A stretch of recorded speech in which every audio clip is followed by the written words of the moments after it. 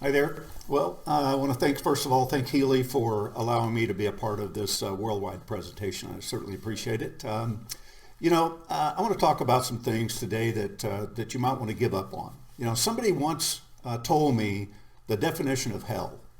And they said, on your last day on earth, the person that you became will meet the person that you could have become. And sometimes to become successful at something and get closer to the person that you can become, we don't need to add more things to our life. What we need to do is give up on some of them. So that's what I want to talk about here in the next few minutes. Give up on a few things that are affecting your life in a negative way. There's certain things that are universal, which will make you successful, like discipline and things like that. Even though each one of us has a different definition of success. Now, some of these things you may be able to, that I'm going to talk about here, that you may be able to give up on immediately, and some may take a little bit longer depending on how much you're attached to them. And here's number one. I think it's so important to give up on the unhealthy lifestyle. Now, I know you're in the health business, so we all are, but take care of your body. It's the only place that you have to live. Now, if you want to achieve anything in life, in my opinion, it starts there, because there's nothing worse than being sick. You just don't perform. So you want to give up on that unhealthy lifestyle. And believe me, everything has a cumulative effect. Now, there's only two primary things that you need to keep in mind regarding your health. There's a lot of smaller details, but two primary things that you want to basically pay attention to. One is unhealthy food. What is the nutrient value of what you're putting into your body? That's the key. Is it contributing to your health, or is it contributing to disease? Now, I know it's difficult to eat perfectly all the time. I would say I do it about 90% of the time, sometimes 95% of the time. And sometimes I'll go binge on a pizza and beer. But, it's not what you do all the time. I should say that it is what you do all the time. It's not what you do part of the time, on occasion, that causes a problem. So, don't beat yourself up if you're at a birthday party and have a piece of cake. But, we do live in a black and white world. And the question is it contributing to your health, or is it contributing to disease, whatever you put into your body? And here's number two, physical activity, something that gets your heart pumping. Think about it. It takes approximately, I think it's 3,000 extra calories to gain a pound, over and above what your body's going to burn. So if you do enough exercise each day to burn only 100 calories, and that's about maybe 10 minutes or 12 minutes on a treadmill. If you do that each day, by the end of a month, you've burned up 3,000 calories. So that's 1 pound that you don't gain. Or if you're only consuming amount of calories to maintain your body, that's a pound that you lose. You see, small steps make all the difference. But you'll thank yourself for it one day, believe me. Here's number two, give up on short-term mindset. Successful people set long-term objectives, and they know these long-term aims are merely the result of short-term habits. I always say, broaden your vision and narrow your focus. Narrow that focus down to the simple things that you do on a daily basis that lead you toward the end result you're trying to accomplish. These are things you do every day. They're habit patterns. There's a difference between working out to get a summer body and working out because that's who you are. So make that become who you are, working on those small things that create big results in the end. Here's number three, give up on playing small. There's so many people out there playing small. They think maybe they were born poor, or born in the wrong part of the country, or in the wrong family, or whatever. But give up on playing small. That does not serve you or the world. There's nothing enlightening about playing small, so that other people maybe will feel or won't feel insecure around you.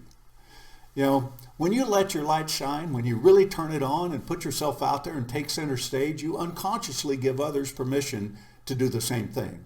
So in your business as a leader, that's what you want to do. Let your light shine. Put yourself out there. Not bragging about yourself, but put yourself out on center stage and let your talents show through. If you never take advantage of great opportunities or allow your dreams to become realities, you'll never unleash your true potential. So go for it with all you've got. And the world will never benefit from what you could have achieved. So voice your ideas. Don't be afraid to talk to people. Don't be afraid to fail. And certainly don't be afraid to succeed. Here's number 4. Give up on excuses. You know, they say any excuse is a good excuse, but boy, I'm sure we've heard them all. But we all make them too. You know, it's not about the cards that you're dealt. It's how you actually play the hand that you're dealt. Successful people know that they are responsible for their life, basically overall. They don't make excuses. They take responsibility. And there's 2 words that go hand in hand, success and responsibility. That's the only way you can become successful, because excuses limit and prevent you from growing personally and professionally. Anytime you make an excuse, you're not just making the excuse, you're hurting yourself. Realize that you're responsible for what happens next in your life. I think that's a little bit frightening for some people, and also it can be exciting. So own your life. Embrace the fear that you may be feeling. Step out of your comfort zone. Don't leave your life in the hands of somebody else or to chance. Remember, every life and income level requires a different you. Think about that. Every life and income level requires a different you. So step out there and grow and stretch and get out of your comfort zone and do things different and be bold. Number 5, give up on the fixed mindset. Now, it's good to have a mindset, but we all have a mindset about everything in our lives. So if you want to know what your mindset is in any area of your life, just simply take a look at that area of your life and you'll know exactly what it is. But people with a fixed mindset, in other words, they're not willing to bend, they're not willing to change, they're not willing to open for input. They think their intelligence or talents are simply fixed traits, and that one talent alone leads to success. But that's not true. They're wrong. Successful people know this.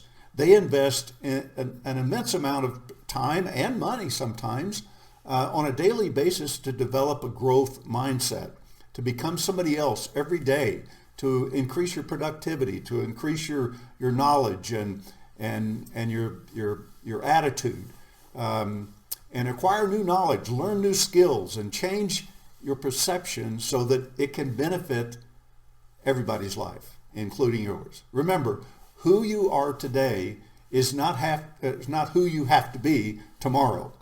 You can change that. You know, you're not a tree. You're not rooted in the ground, so you can't move. You can change. Everybody can change. Number 6, give up on believing in the magic bullet. You know, overnight success is a myth. Now, yeah, some people may have it. They hit the lottery or they sell a widget of some kind that they've developed. But you know what? They didn't develop that overnight. They may have gotten paid overnight, but overnight success is really a myth. Successful people know that making small, continual improvements every day will become compounded over time. That's why you should plan for the future, but focus on the day that's ahead of you right now, because that's all you have. There's no past. It doesn't exist anymore. There's no future. It doesn't exist. Plan for it, but focus on today, what's ahead of you, and improve just 1% every day. What would happen if you improved just 1% a day? Well, I'll tell you what, the compounding effect over a year at 1% a day would be amazing. Think about that. Here's number 7. Give up your perfectionism. Give up perfectionism. Nothing will ever be perfect. It's just not. You're not going to be perfect. I'm not going to be perfect. Circumstances aren't going to be perfect. Maybe occasionally, but pretty much nothing is ever perfect. No matter how hard you try, you can't be perfect. A lot of opportunities will be lost if you wait for everything to be just right. To have success at anything, you don't have to get it right. To have success at Healy, you don't have to get it right. You just got to get going. That's it. Just get going. There's things that you can pick up and do along the way, but you don't have to have everything in place. I hear so often people saying, well, I'm getting ready. I'm getting ready to get going. As soon as this happens, as soon as I get this, then I can get going. Give up on that type of thinking. Here's number 8. Give up on multitasking. Here's my opinion. Multitasking is getting nothing done. Successful people know this. That's why they choose one thing at a time and then get that done before moving on to the next, instead of trying to do 10 things at once. No matter what it is, a business idea, a conversation, or a workout, focus is key. And most people suffer from a broken focus because they're trying to multitask and do too many things at one time. So focus is the key. It's being present is the key.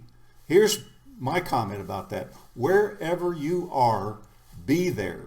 Wherever you are, be there. Here's number 9. Give up on your need to control everything. Some things are up to you, and some things are not up to you. It's that simple. Develop the wisdom to know the difference. In other words, here, detach from the things that you cannot control. You can't control other people. You can't control certain circumstances. If you can, take action. But you can't control everything. So you want to focus on the one things that you can control. And mostly that's you. And know that sometimes the only thing that you'll be able to control is your attitude towards something. All conflict is self-conflict, created when you're trying to control something or somebody that's beyond your control.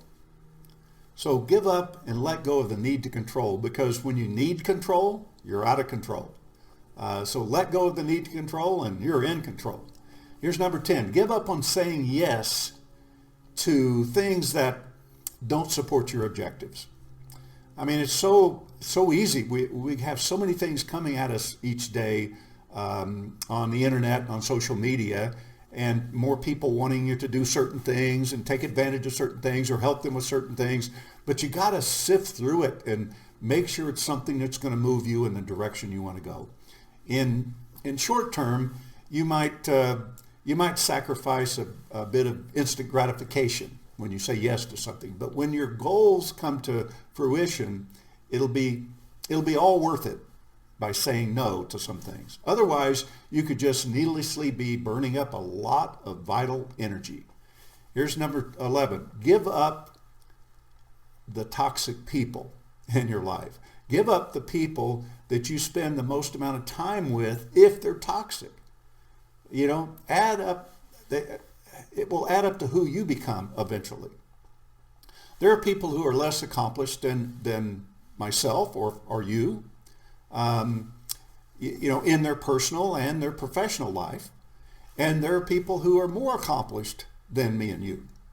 So if you spend time with those who are behind you, and I'm not saying, you might spend some time with friends, but maybe they're not as accomplished as you are, but they're still friends. All I'm saying is don't hang out with them when you're doing business and don't take input from them.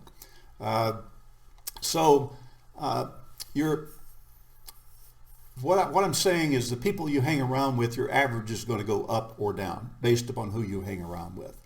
And that will affect your success long term and short term.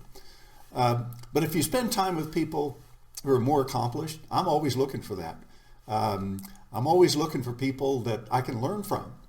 One of my good friends is Kevin Herring from the TV show Shark Tank. And he's taken over 500 different products to market. So if I've got an entrepreneurial question, guess who I go to? I go to Kevin Harrington because I like hanging out with him because he's smarter than I am in certain areas. Now, he likes hanging out with me because maybe I'm smarter with him than him in certain areas. I don't know. But anyway, hang out with people that support you is all I'm saying. Take a look at those around you. Who do you take input from? And see if you need to make some changes. Here's number 12. Give up your need for approval. Give up your need for approval. Think of yourself as a marketing niche. And there will be a lot of people who like that marketing niche, who like what you're selling, which is you. There'll be a lot of people that like that. And there will be individuals who don't like it. I mean, it's as simple as that. You're not going to get liked by everybody. And no matter what you do, you won't be able to make the entire market like you or what you're marketing. The only thing you can do is to remain authentic, improve yourself, and provide value every single day. Somebody said, I saw it on social media the other day, what does your product produce for people? And my comment was, everybody's product produces the same thing, a result. Some produce better result than others, some produce lesser result than others. But that's what we're all looking for. Whatever we're selling, whether it's a Healy or whatever, it's people are looking for results. They want value.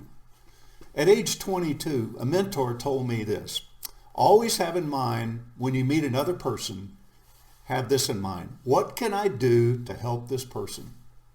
What can I do to help this person? I'm not talking about trying to sell something or recruit somebody. I'm talking about just having that in your mind all the time. What can I do to help this person? This was when I was 22 years old, and I've been applying that ever since. And it's so fascinating meeting people and asking questions and listening to them and finding out what their pain is and what their successes are and just learning about people. He said, if you live your life this way, every time you meet somebody, just be thinking, what can I do to help this person? And you're not pushing anything on them. You're just asking questions and listening and finding out how you might be able to benefit their life. He said, if you live your life this way, you'll never lack for anything. You'll never lack for friends. You'll never lack for contacts. And you'll never lack for money. Think about it. Here's the last one. Give up your dependency on social media and television. Now, I'm not saying that you can't watch television. I enjoy a show now and then or a series, but you can spend a lot of time doing it. And social media is probably even one of the biggest waste of time ever. The trouble is that you think you have time, but you really don't. Impulsive web browsing, social media, and television watching are diseases of today's society, in my opinion. I mean, you go on social media and you catch yourself, start to scroll through. Well, why are you scrolling through? Now, if it's a family thing and you're exchanging pictures and things, that's fine. But if you're scrolling through looking to see how many people liked you, or you posted a picture of your dog and the people like that, or, to me, it's a waste of time. It's just a waste of time. Just scrolling through and liking things and making comments. It's okay if it's a pastime for you, but if it's during your working time, man, it's just, it's in my opinion, a waste of time. It's a disease of society today. These two should never be an escape from your life or achieving your goals. I call it busyness versus business. You're busy, scrolling through something, but are you doing business? Now, if your business takes you to social media and you're working on there, that's a whole different thing. So if your goals depend on it, then that's fine. If it depends on watching television, that's fine. You should minimize your dependency on those for sure. And direct that time towards things that you can enrich your life. There's a universal law in effect, and I'll wrap up here. This universal law is in effect at every moment throughout your life. Every moment it's happening. Here it is. It's called the law of cause and effect. The law of cause and effect. We each of us, we cause the effect we're experiencing in our lives. The law never fails, and it works exactly the same for every single person.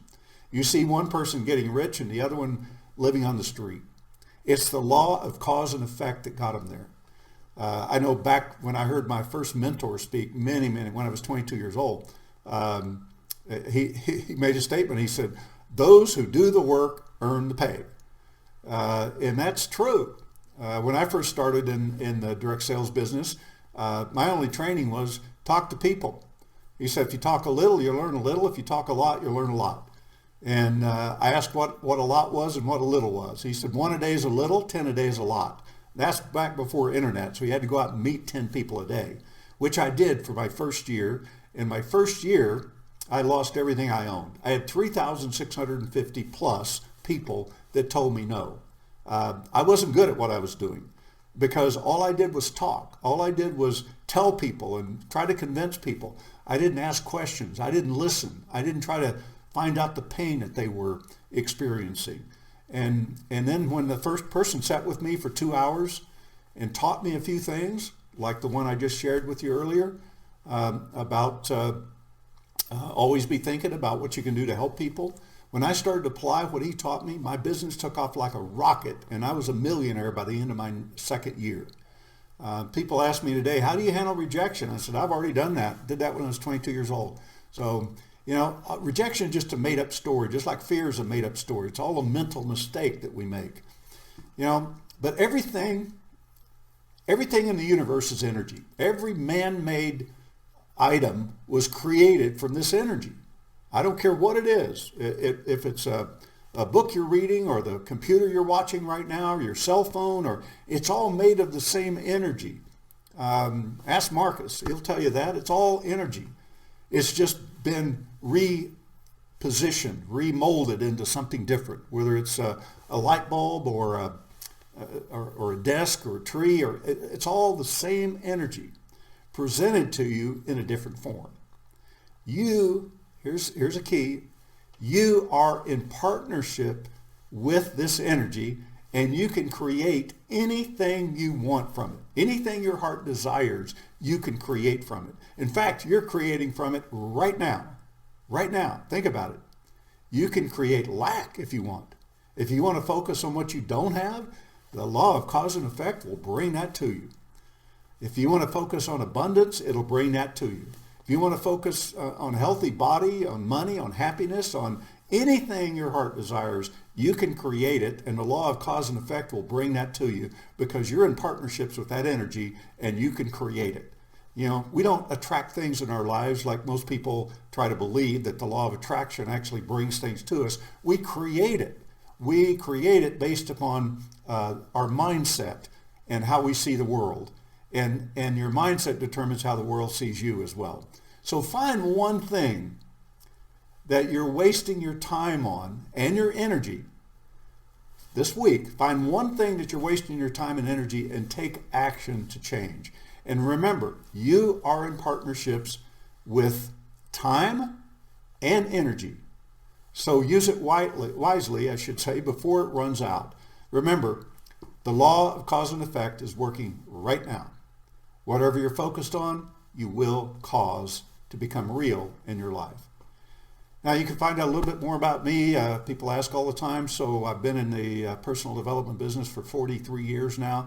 You can go to jimbritt.com, JIMBRITT.com, or you can go to crackingtherichcode.com. Both of those are my websites, and look forward to connecting with you at some point in the near future.